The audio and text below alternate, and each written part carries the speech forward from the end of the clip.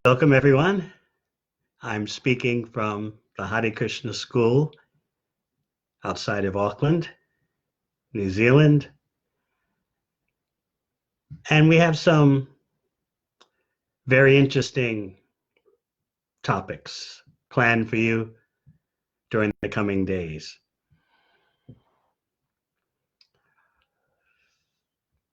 It's a time when, in the world's history, we can reflect on our individual situation internally and externally, and also the situation of the world. How does bhakti, Krishna consciousness, relate to that?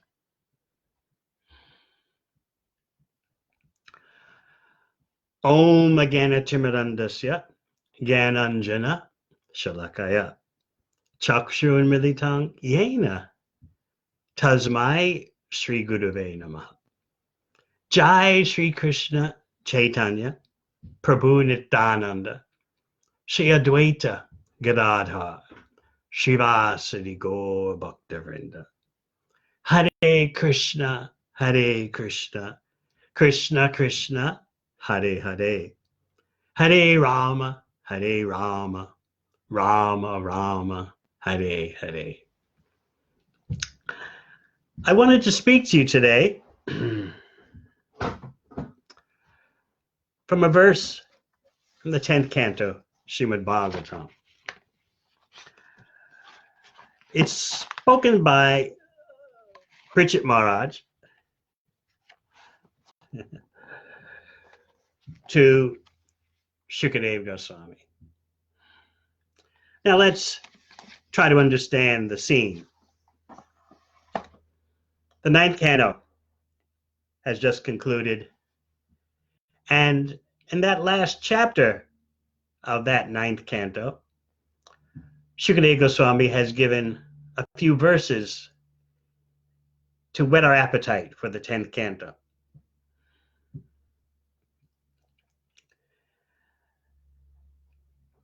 That's enough to get Pritchett Maharaj going, just those few verses at the very end of the 9th canto.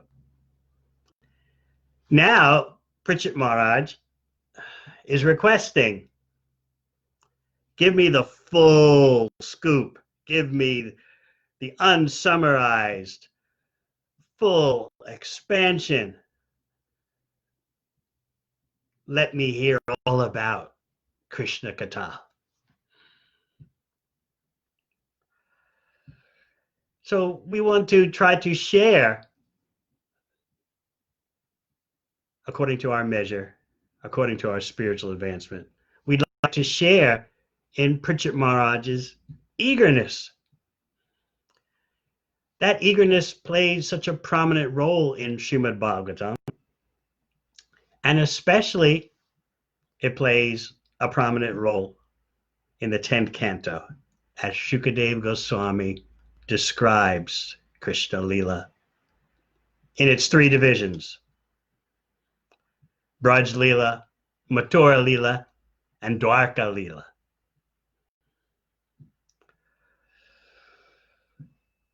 What makes Pritchett Maharaj's exhorting of Shukadeva Goswami so special for us right now is that he refers to material existence as a disease. This is something we'll speak more about in the coming days. We can take advantage of this woeful, dangerous coronavirus situation to jog our memory or revive our understanding of the real nature of material existence, because we forget so easily. We all do that. One of the functions of Maya, the Lord's illusory energy, is to cover us over. so that we are oblivious. We don't care that time is passing. We don't care that we're wasting our human form of life. Now, I don't mean to say that we're as bad as the young people going to the beaches of Florida on their spring break from school and partying and saying they don't care whether they get the virus or not. They're saying things like, if it comes, it comes. We'll deal with that, but nothing will stop our partying. Of course, anyone listening to this talk is certainly not that deluded. And then you have in parts of Germany, particularly Bavaria, the police had to break up young people having coronavirus parties fueled with lots of alcohol, and they were chanting as the techno music was playing in the background. They were chanting, Corona, Corona, Corona. We're certainly not that bewildered. But we need, with humility, to ask ourselves, how much do we remember? How much do we take note of what Krishna asks us to understand in Bhagavad Gita? Janma mrityu jara vyadhi dukkha doshanudarshanam. Someone who's actually intelligent sees the essential fault, not simply structural fault, but essential fault of material existence, which is birth, death, old age, and disease. That is part of the package. It's a package deal, and you can't pull those four massive problems out of the package and say, well, I'll just focus on material happiness, material achievement. It doesn't work like that.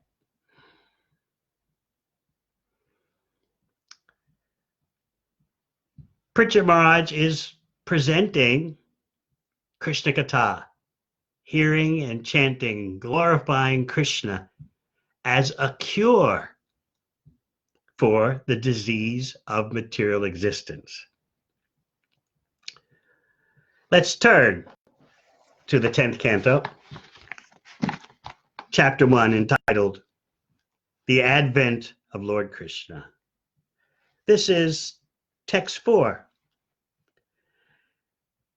Nivrittatarshire upagiyamanad bhavosadachchotra mano biramat ka uttama shloka gunanuvadat puman virajeta vina pashugnat.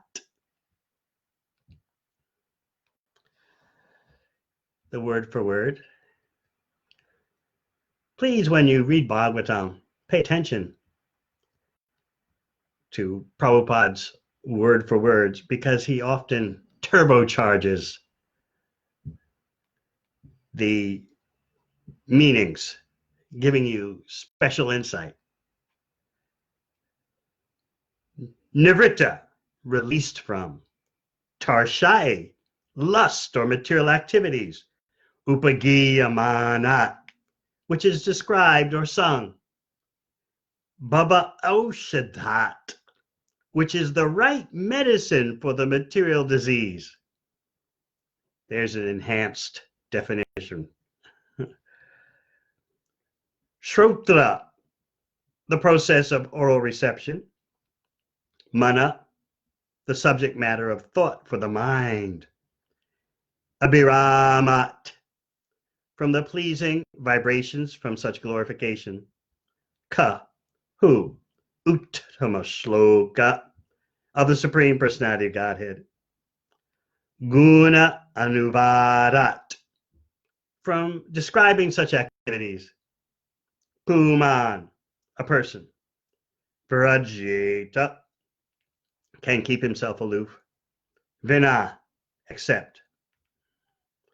Pashugn, not. Either a butcher or one who is killing his own personal existence. Translation.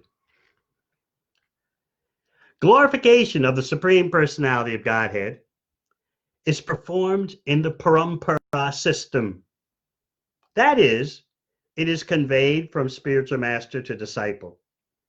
Such glorification is relished by those no longer interested in the false temporary glorification of this cosmic manifestation. Descriptions of the Lord are the right medicine for the conditioned soul undergoing repeated birth and death. Therefore, who will cease hearing such glorification of the Lord except a butcher or one who is killing his own self?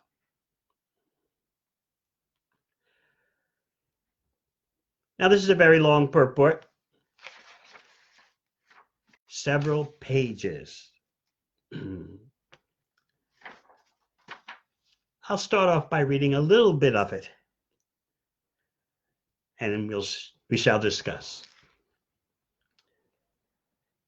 Purport by His Divine Grace, A.C. Bhaktivedanta Swami Prabhupada. In India, it is the practice among the general populace to hear about Krishna, either from Bhagavad Gita or from Srimad Bhagavatam, in order to gain relief from the disease of repeated birth and death. Although India is now fallen, when there is a message that someone will speak about Bhagavad Gita or Srimad Bhagavatam, thousands of people still gather to hear. This verse indicates, however, that such recitation of Bhagavad Gita and Srimad Bhagavatam must be done by persons completely freed from material desires. Nivritta tarshai. Everyone within this material world, beginning from Brahma down to the insignificant ant, is full of material desires for sense enjoyment. And everyone is busy in sense gratification. But when thus engaged, one cannot fully understand the value of Krishna Katha, either in the form of Bhagavad Gita or Srimad Bhagavatam.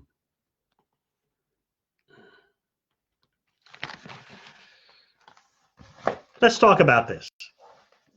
First of all, bhava, not bhava, which is an emotional state, especially associated with the preliminary to Krishna praying, love of Krishna.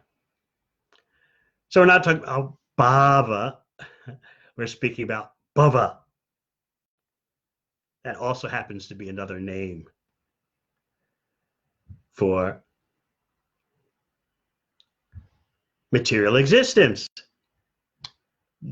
What's becoming and unbecoming, becoming and unbecoming, round and round and round. Samsara, the cycle of repeated birth and death.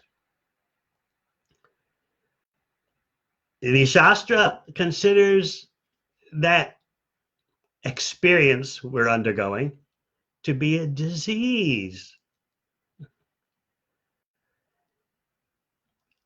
Some of you who are movie fans may remember the science fiction cult classic, The Matrix, the first one, in which the machines take over the earth and enslave the human beings. And then one of those machines was explaining, giving its purport. You human beings are a virus and we machines are the cure.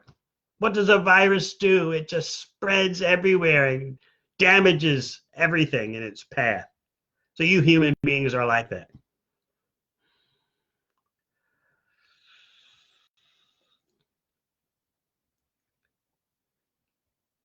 It's not just human beings who suffer from bhava. It is all living entities. They're pure spirit souls, but they're undergoing the process of material existence. The Shastra teaches us that material existence is caused by contamination. In other words, the very material atmosphere that we dwell in is a contamination. Here we are, hopefully washing our hands thoroughly, 20 seconds, getting the thumbs and the fingernails, even the wrists, we're told, because we want to avoid contamination. But all of material existence is the worst kind of contamination. That doesn't mean we shouldn't take seriously the various viruses going on. Of course, we're very careful about that. Devotees of Krishna are not fools. Just like if it's raining outside, you carry an umbrella or some rain gear. Similarly, we're duty bound to protect these bodies as much as we can. We'll talk more about this in the coming days. If we're not the body, why should we care for it? But right now, let's focus on bhava.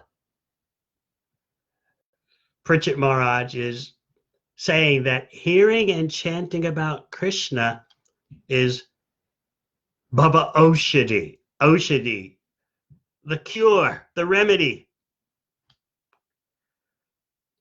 Does that sound credible? Just by hearing and chanting about Krishna, disease can be cured? You see, Bhagavatam is going for the whole shebang. It's not doing a spotty kind of cure, superficial kind of cure. It's not putting a Band-Aid over a tumor. Srimad Bhagavatam, in its glorification of Krishna, is pulling out the root of the problem. And that's not easy to understand. Even our beginning devotees or not so well established devotees may not have come to grips with this. The greatest medicine, which actually solves the real disease. Now let's flash back to the beginning of the 20th century. We know this story because Srila Prabhupada told us. As a young man, he had come of age during the push for India's independence. Gandhi was drumming up his movement to free India from colonization by the British. The atmosphere was surcharged with politics. After all, just consider, from the economic point of view, the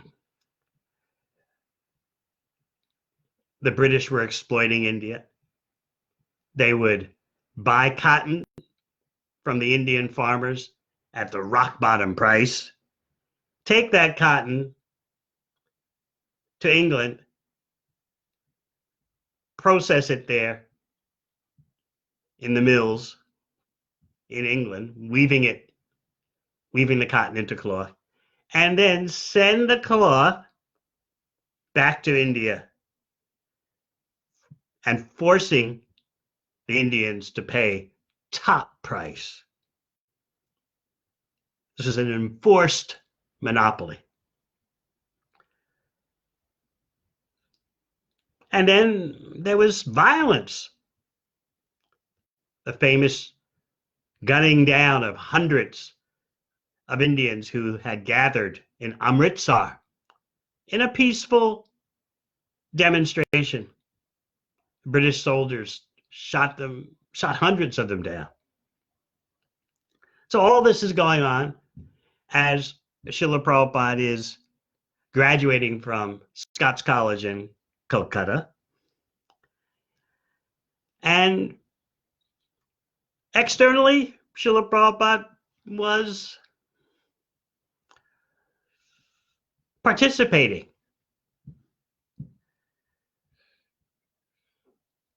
So much so that he did not accept his diploma upon graduation because Gandhi had instructed, right now we're rejecting anything British. Diplomas from British-run universities, cloth made in Britain, anything to do with the British government, across the board, anything British. We do not participate in it. So Prabhupada didn't accept his diploma, although he finished his course of study.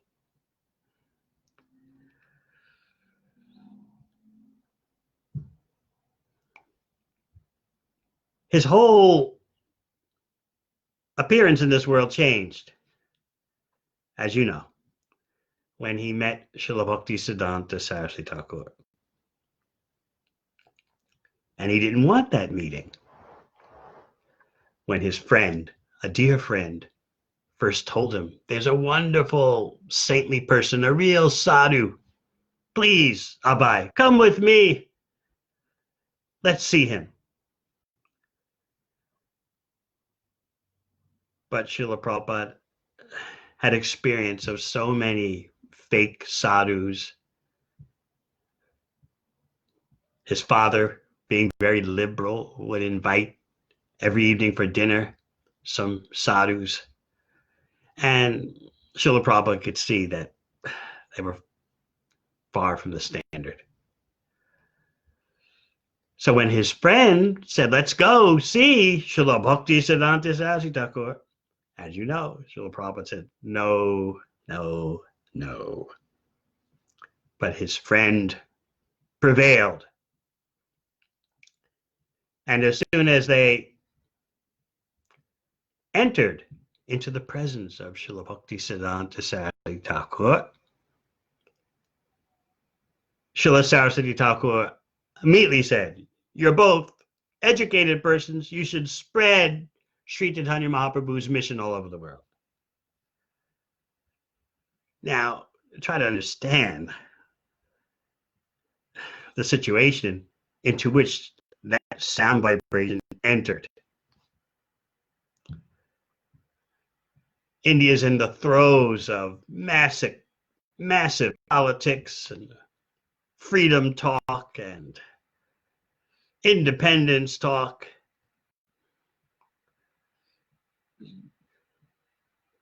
As we already explained, there had been so many injustices caused by the British, so much exploitation.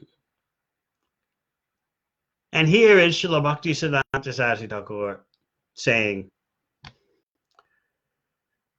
in so many words, the cure is spiritual. And so, as you know, Srila Prabhupada tells us that he presented a counterpoint that, yes, but, and the but is very big. How can India do anything right now until it gets independence? Who will take India seriously? Who will take the great treasures of divine knowledge that India has for the world? Who will listen as long as we're colonized? so many countries in the world who have a lesser treasure to offer the world are independent. China, Japan. First, shouldn't we focus on India's independence from the British? And what was Srila Bhaktisiddhanta Saraswati Thakur's classic, penetrating, perfect answer? And we should always remember this. Bhakti, Krishna consciousness, is so important, it can't wait for anything. Whether independence, or this, or that, or the other, Krishna and his service. Consciousness of Krishna cannot wait for anything. So I hope you can grasp the phenomenal nature of this encounter. The backdrop of India's political commotion, the piercing transcendentalism of Srila Bhaktisiddhanta Saraswati Thakur. So Srila Prabhupada said, at that moment, although not officially, but still in my heart, I took him as my spiritual master.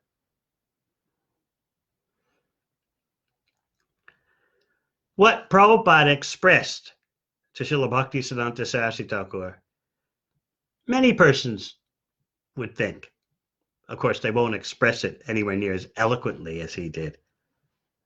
In my tiny case, I thought like that too, I confess. When I first received some literature with Srila Prabhupada's words,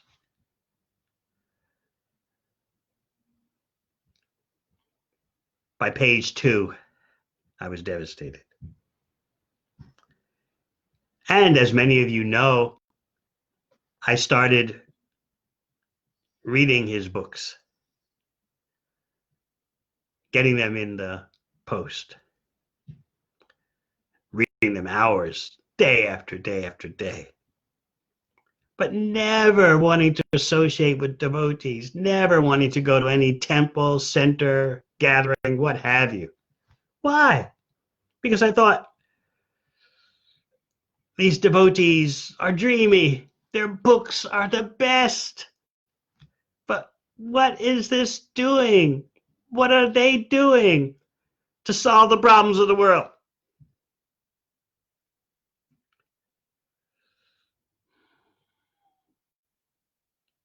At that time in the US, you had so much political turmoil, the Vietnam War, the young people were just totally disturbed that they could be sent off to the jungles of Vietnam for a war that no one understood back then, and they don't understand it now. And then there was the civil rights movement, all kinds of politics and counter politics going on. At the universities in the USA at that time, in the early 70s, surveys reveal that 70% of the students had as their number one goal to find meaning in life. And the minority said their number one goal was to make money. Now it's the reverse. Shows you how adibhutam shruto bhava, as Krishna explains in Bhagavad Gita, the material world is endlessly mutable. So I was thinking, books are wonderful. Oh, Bhagavad Gita, Srimad Bhagavatam. But the world, what about the problems of the world? So right now, in our current global circumstances, in which people are suffering from this coronavirus, we need to strengthen our understanding of what is the real problem without denying the lesser problems. What's the real problem and what is the actual cure? Let me read something by Srila Bhaktisiddhanta Saraswati Thakur, which will help us to understand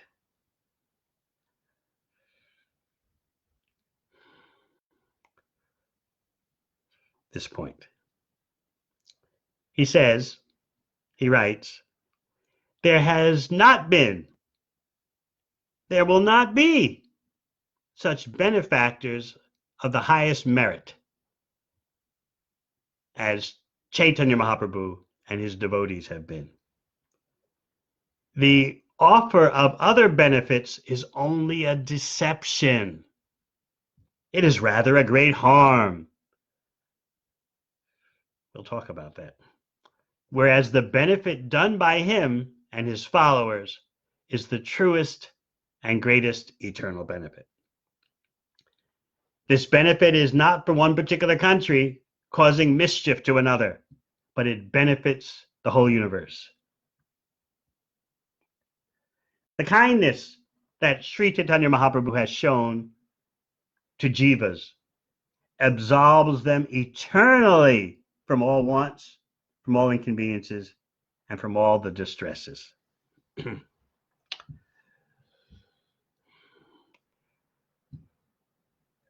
So these points require some deep contemplation. We need to honestly confront these points. The offer of other benefits is only a deception. It's rather a great harm. Well, now what does that mean? Does that mean that if I'm sick and someone takes me to a hospital and the hospital arranges for a cure, does that mean they've deceived me? They've done me great harm? That's not what Srila Bhaktisiddhanta Saraswati Thakur is meaning. He's referring to the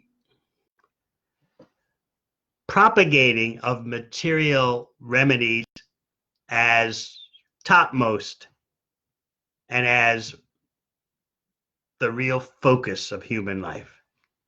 So he's just clearing the deck, so to speak. He's saying in so many words, get real.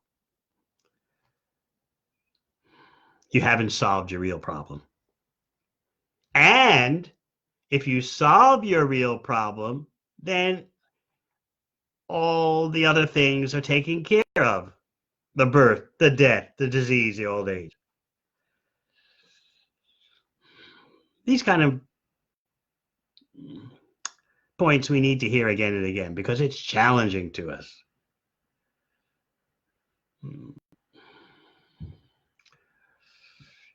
The nature of material existence and the illusory energy is that it swallows us up. It makes us dull. Forgetfulness. That's the effect of the avidya shakti, the nescience potency. It causes us to forget what our real purpose in life is. And that's what you see going on today. Human beings don't know what their business is. You can tell someone, mind your own business, but no one knows what their own business is. We're not saying there should be no economic activity. We don't say that. We're not saying there should be no medical activity. We don't say that. But we say, understand what your real purpose is and don't neglect that. So when Srila Bhaktisiddhanta Saraswati Thakur says that the offer of other benefits is only a deception, it is rather a great harm. Think about what he's saying. He's not anti-human existence. He's not anti-caring and loving others. you have to apply the same kind of depth of intelligence that you apply when you're reading Bhagavad Gita. Because Arjuna's presentation to Krishna in that first chapter sounds great. He's got his sociology down. But Krishna says, I don't accept this. You're speaking brilliant words of sociology, psychology, but sorry, you're talking like someone who's not advanced.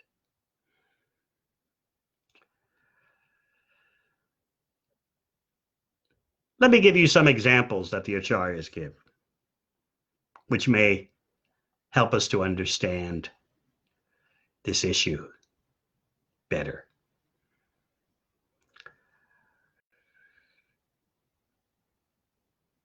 Those of you who have read Sri Ishwar Upanishad may remember a statement from Chanakya Pandit that sometimes Srila Prabhupada would quote.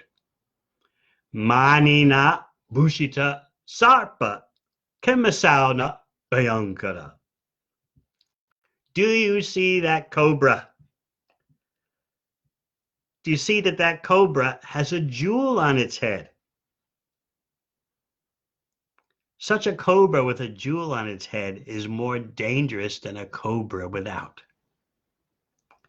Now, why is that?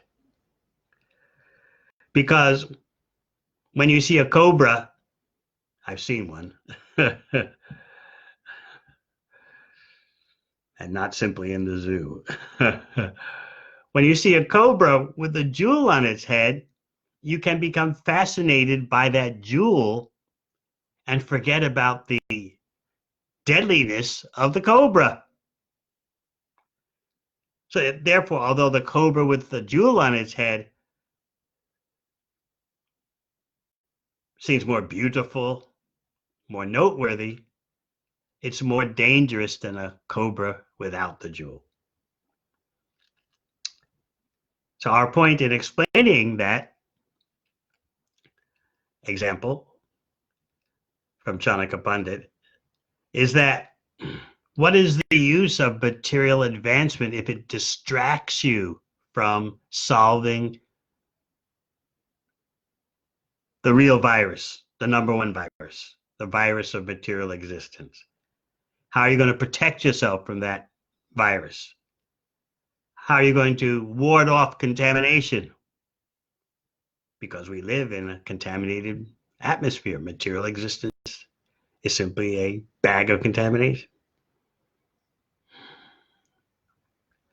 What is the remedy for the whole package of material existence? That disease of bhava, repeated birth and death, one body after another body, and the next body we don't know. It's a good time now for us to think about the basics. What is the fundamental problem of material existence, and how can it be solved? So while taking care of our body, taking care of our health, and of course, Krishna's devotees understand that the body is Krishna's property, and we engage it in Krishna's service, and we should take care of it. But we don't become bewildered by the phantasmagoria of human so-called progress. Srila Bhakti Siddhanta Saraswati Thakur gives a very interesting example. How you can deceive, how you can distract others.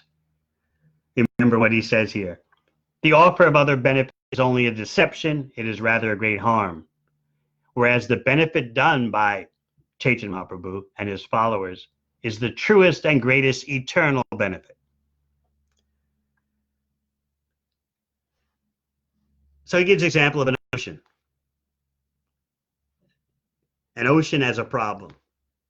You decide, I'm going to solve the problem of that ocean, its very existence. I'm going to deal with it. I'm going to solve it. We're going to make progress. I and my associates are going to empty out that ocean. Whether we have just primitive buckets or we have advanced technology, we're going to empty out the ocean. And so you come walking along to check out the progress. How are they doing? And what do you see? You see a huge lake. They have, with their bucket brigade or the latest scientific technology, transferred so much water from the ocean, and a big lake has been formed. You're impressed. Wow, look at the size of this lake. Amazing. It wasn't here before. Look what man has done. Look what human civilization has done. Hey, guess what? Take a look at the ocean. It's still there. You haven't made a dent in it in the slightest. But the lake that you've made, the man-made, the woman-made lake, distracts you. You're fascinated by it. Wow, bring my kids. Wow, look what our nation has done. Look what human beings have done. So you're deceived. So that is Srila Bhaktisiddhanta Saraswati Thakur's point. Harm, great harm has been done because of the distraction, and that distraction is deception. Just like the cobra with the jewel on its head, distracting you from how lethal it is.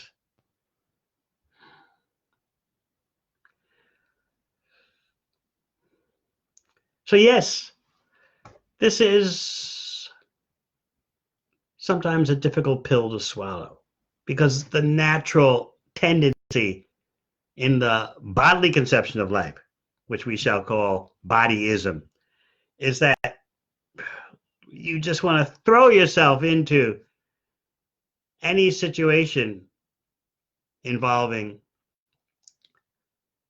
relieving bodily suffering.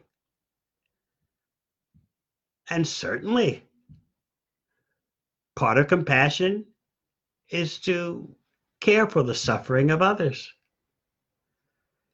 But the acharyas are pointing out, don't become blinded, don't become deceived, don't become distracted from pointing out the real culprit. You have to deal with that. So yes, it's kind of balancing the temporal, which is changing all the time, with the eternal. We are spirit soul. Just like in the case of politics, whether at the beginning of the 20th century in India or whatever period in the USA or whatever part of the world. The fact is, whether this party or this group rules or that one rules, these are all temporary situations, as contrasted to the eternal reality of Krishna consciousness.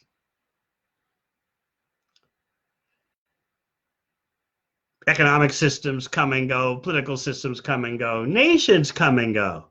But there is the eternal reality that we are spirit soul, part of Krishna, meant to engage in his loving service.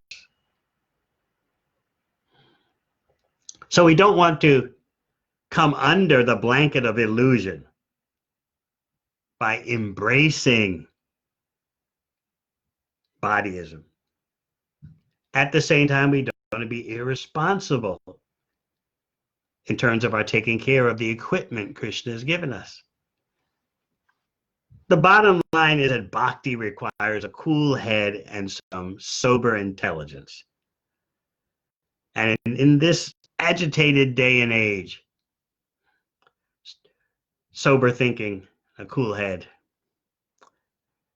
they're sorely lacking.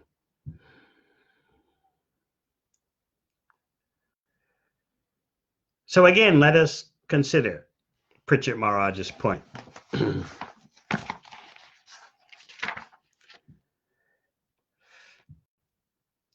Glorification of the Supreme Personality of Godhead is performed in the Parampara system. That is, it is conveyed from spiritual master to disciple. Such glorification is relished by those no longer interested in the false temporary glorification of this cosmic manifestation.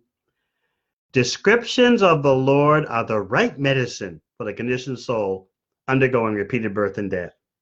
Therefore, who will cease hearing such glorification of the Lord except a butcher or one who is killing his own self? There's a section of the purport, another section that is, that I'd like to read.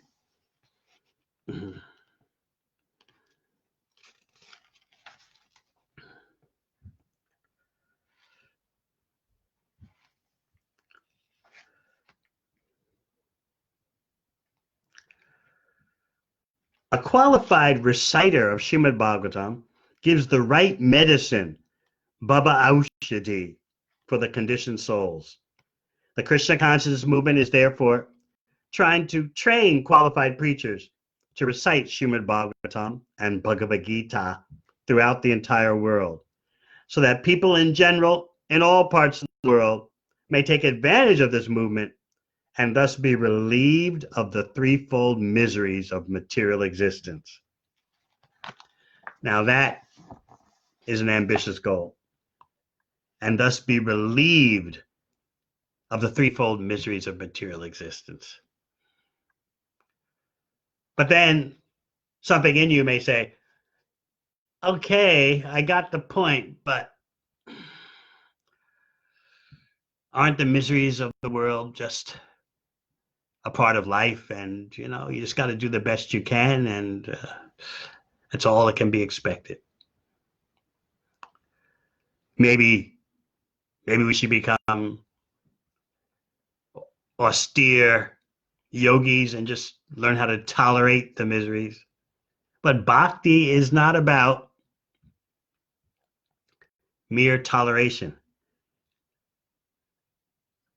It's about engaging in Krishna service. And that devotional service to Krishna is beyond even liberation from material existence. And the basis of devotional service is Shravanam Kirtanam Vishnu, hearing and chanting about Krishna, glorifying Krishna. Pritchett Maharaj is saying that is the medicine to stop the whole package deal of problems. So again, this requires some sober intelligence, some deep thought. It's not an invitation to be fanatical. It's an invitation to think very deeply. What is the real problem? Now, naturally, let's look at today's situation. Naturally, if someone can stop the coronavirus, suddenly a vaccine emerges that may do some good. If that happens, everyone will breathe a sigh of relief. But remember the example about the lake and the ocean. You made a nice lake, but the ocean is still there. Think about human history. So many plagues, so many pandemics that faded, for the most part, into history, but yet new ones come along. Remember the bubonic plague that wiped out like a third of Europe? Remember in the year 1918, the Spanish flu?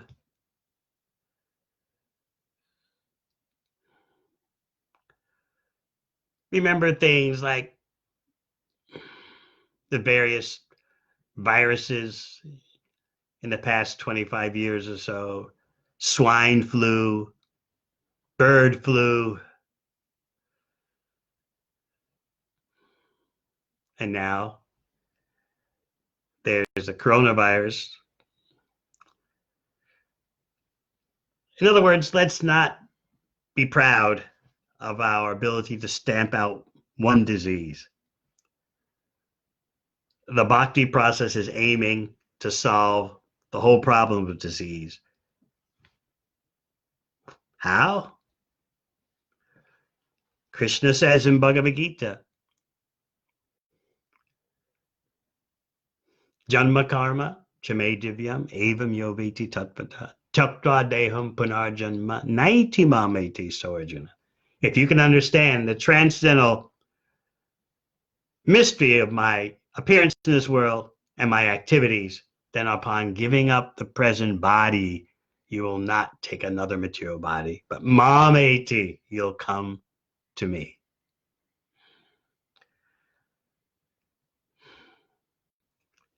Does this mean that devotees of Krishna simply want to ignore the world? No. We want to make a world in which people have the best facilities for becoming Krishna conscious. We're not sealing ourselves away. We recognize that the body is Krishna's energy, this world is Krishna's energy, and with proper application, with proper lifestyle, we can use even the temporary to achieve the eternal. But that is a subject for another day.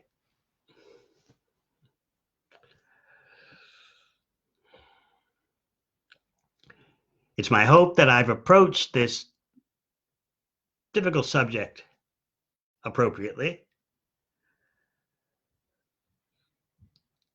I hope no one pulls out one quotation way out of context. Just like if you do that to what Srila Prabhupada said or what Srila Bhaktisiddhanta Saraswati Thakur said, you're missing the point. Bhakti knowledge is the deepest thing you'll ever encounter. It's certainly not meant for intelligence that's in the mode of passion or the mode of ignorance. By the miracle of Sri Chaitanya Mahaprabhu, in spite of the utter lack of qualification of human beings in this day and age, we have a chance to hear Srimad Bhagavatam, to hear Pritchett Maharaj and Shukadeva Goswami, and apply their instructions in our life.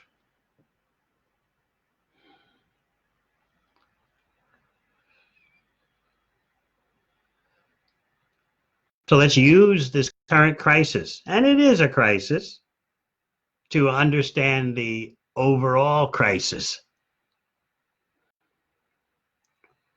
What am I going to do about material existence?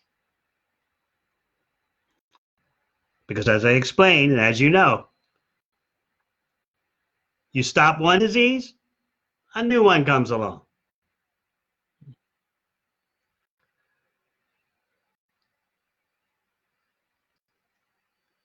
Let's say you're able to stop cancer. Wonderful. But then along comes cancer's son, cancer's daughter, cancer's grandchildren. The flow just goes on and on. So what the acharyas are saying is don't become mesmerized, hypnotized by the false glare of human material progress. Keep your eye on the real situation. how are we doing in terms of bhava, repetition of birth and death? Have we found the remedy? Oh shit.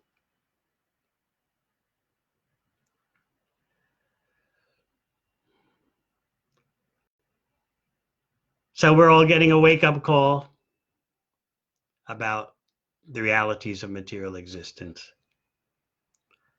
Krishna has warned us in Bhagavad Gita, Dukkhalayam Ashashvatam. This is not a place of happiness. It's not Sukhalayam, a place of happiness. No, it's Dukkhalayam, a place of suffering. But we're determined to taste material fulfillment, to taste material enjoyment. We're so determined. So in coming classes,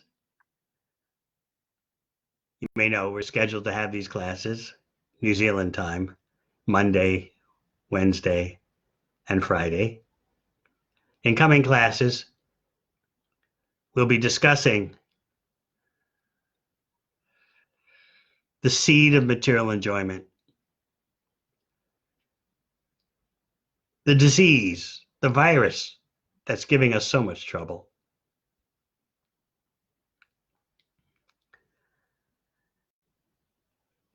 Ramchandra's appearance day will be coming upon us, and we'll probably discuss another deep issue. Ramchandra's apparently renouncing Sita Devi. Persons bring this up quite often.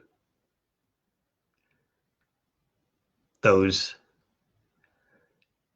going to yoga schools, they know something about Lord Ramchandra in terms of stories. They ask, why did he do that? We'll be discussing this. We'll also be discussing the Panchatattva's response toward the seed of material enjoyment. What are their activities? What are they doing about it?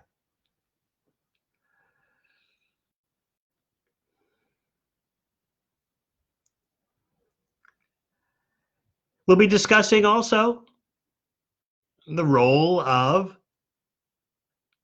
a genuine government that cares for its people. That information is given in Srimad Bhagavatam.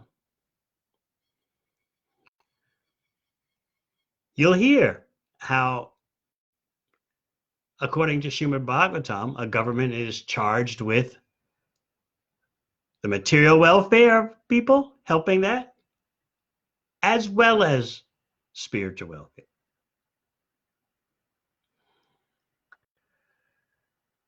So I hope this has been an interesting discussion for you. And let's remember in closing Pritchard Maharaj's eagerness. Okay, Shukadeva Goswami, you've given me something in brief at the end of the 9th canto. Now, just give me the full dose of Krishna Katha.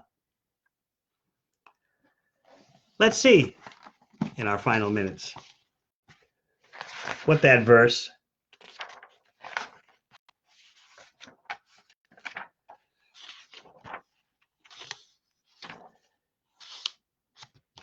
that Pritchard Maharaj is especially referring to at the end of the 9th canto. This is 9th canto, text 24, verse 66. Jato gata pratrigrihad brajam editato attarapun sutta sutani kratorudada utpada teshu purusha kratubi semije Atmanam Atmanigamam Pratayan Janeshu. The Supreme Personality of Godhead, Sri Krishna, known as Lila Purushottam, appeared as the son of Vasudeva, but immediately left his father's home and went to Vrindavan to expand his loving relationships with his confidential devotees. In Vrindavan, the Lord killed many demons, and afterward he returned to Dwarka, where, according to Vedic principles, he married many wives who were the best of women, begot through them hundreds of sons, and performed sacrifices for his own worship to establish the principles of householder life. So that is especially what Pritchard Maharaj is keying on. Okay, Lila Purushottam, the best of persons who has pastimes. You give me a summary of what he's done, but I want to hear everything. Because I know hearing that is the actual medicine to cure the disease of bhava. So I thank you all for your kind attention. I wish I could be physically there with all of you. I'm isolated at the Hare Krishna place outside of Auckland. Isolated in that the whole country is under lockdown.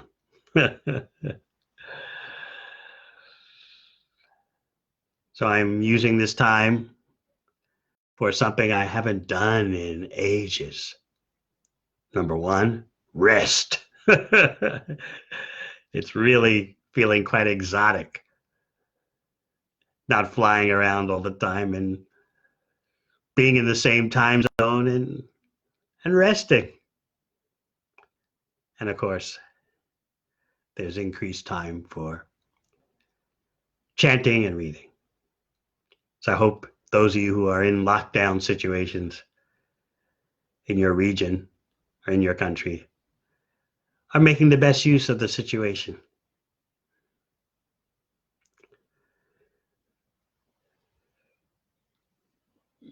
Many countries that are in lockdown are reporting an increase in domestic abuse, especially fueled by alcohol.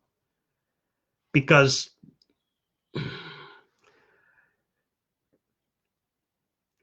the spouses are not used to being around each other and 24/7, and you can't go anywhere. And of course, everyone's in Kali Yugas attached to intoxication, so that's the relief. But then from that comes all kinds of excesses. But for the devotees, there's no question of boredom. So many of you I know are using this opportunity to revive your taste for reading, for hearing, for chanting.